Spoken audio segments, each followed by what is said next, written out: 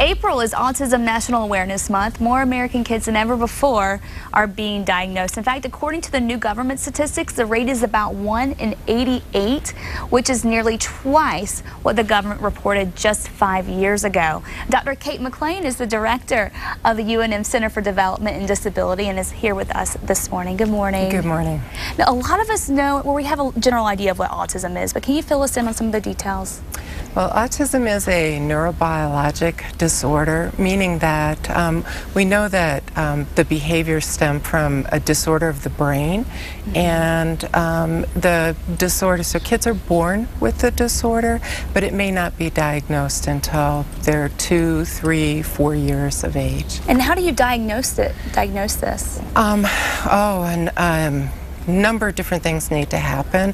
One is by history, getting a really very in-depth history from the parents about the child's behavior, about the child's development, but also looking at the child's cognitive abilities, how are they problem solving, and then how do they play, how do they interact with their peers, how do they interact with their family members. So this isn't something that can be detected before they're born, it's something that you kind of have to observe It is something, being yes. an infant. Yes, into yes. the early years. And you know, our goal is to try to diagnose kids as early as possible, but an early diagnosis can be kind of difficult. And so currently, you know, our goal really is by 2 to be able to make a diagnosis. Some kids we are able to diagnose at 18 months. Now, what are the symptoms? What we see with kids with autism is they have a real different way of communicating and a real different way of interacting socially. And it's that combination really of the two, that difficulty with using communication for social purposes. And then there's a third category that we also see where kids have a very restricted areas of interest, or they may have lots of repetitive behaviors. Right. Is the cause of autism known at all? You know, we really don't know exactly what causes autism. We know that babies are conceived with a genetic predisposition, and then there appears to be probably some sort of environmental trigger that triggers those behaviors that end up with that diagnosis of autism. And you were saying earlier that you guys like to find out as soon as possible if the child does have autism. What can you do for a child with autism? Is it better? Does it help to get earlier treatment? The earlier we can diagnose, the earlier we can start the treatments. And we know more about treatments and what's effective for treatments than we've ever known before.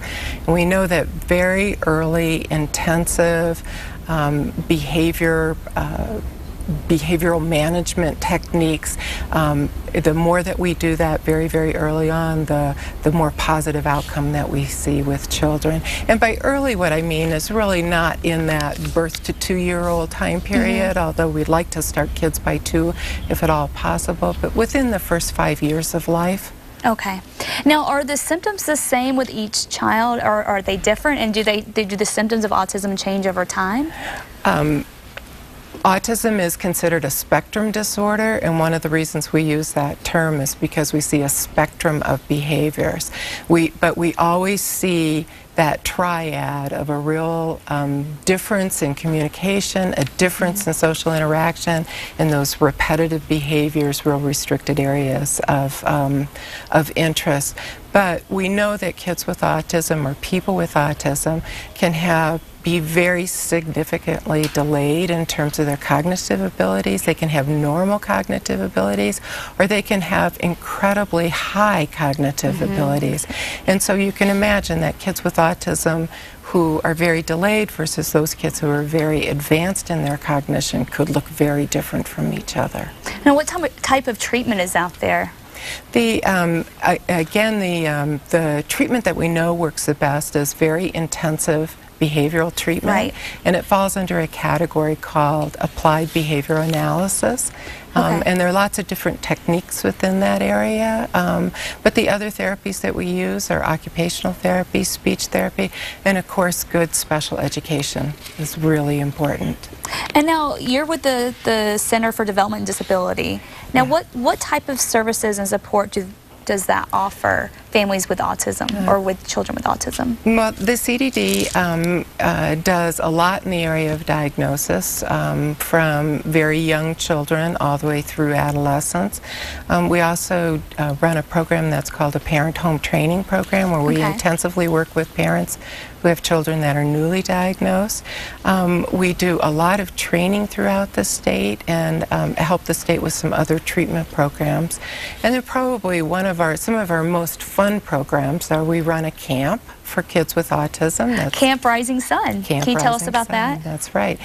Camp Rising Sun was started several years ago, actually, by parents and some advocates. And in the last few years, the center has become increasingly involved, and now we run the program.